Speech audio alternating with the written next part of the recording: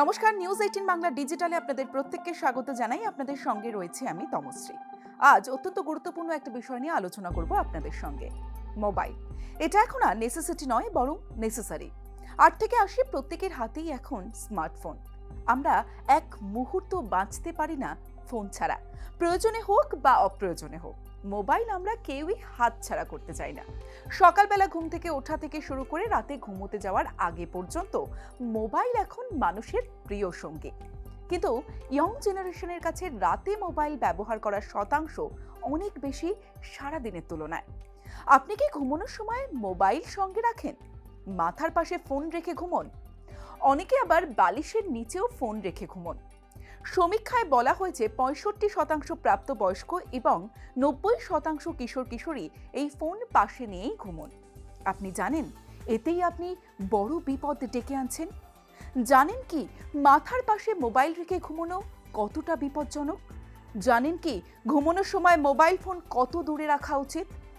মাথার পাশে ফোন রেখে ঘুমোলে বেশ কয়েকটি সমস্যা দেখা দিতে পারে।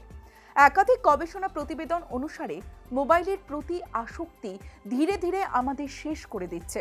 বিশেষত যারা মাথার কাছে ফোন রেখে ঘুমোতে যান, তাদের আয়ু তো চোখে পড়ার মতো কমছে। এর পেছনে মূল কারণ হলো রেডিয়েশন।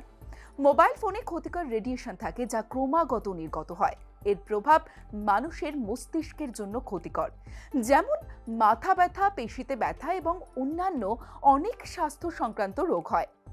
বিশ্ব স্বাস্থ্য সংস্থার মতে ফোনের থেকে যে রশ্মি নির্গত হয়, সেখান থেকে হতে পারে গ্লিওমা, এক ধরনের মস্তিষ্কের ক্যান্সার। মোবাইল ফোন থেকে নির্গত নীল আলো ঘুমের হরমোন নষ্ট করে। এটি শরীরের ঘড়িতে ব্যাঘাত ঘটায়, যার ফলে ঘুমোতে অসুবিধা হয়। ফোনের তাপমাত্রা মাথায় তাপমাত্রা বৃদ্ধি করতে পারে, যা মাথা ব্যথার কারণ হতে পারে।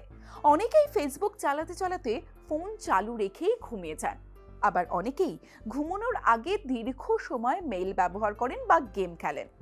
বিশেষজ্ঞরা বলছেন এ ধরনের অভ্যেস ঘুমানোর জন্য মোটেও ভালো নয়। এতে মানসিক চাপ বাড়তে থাকে।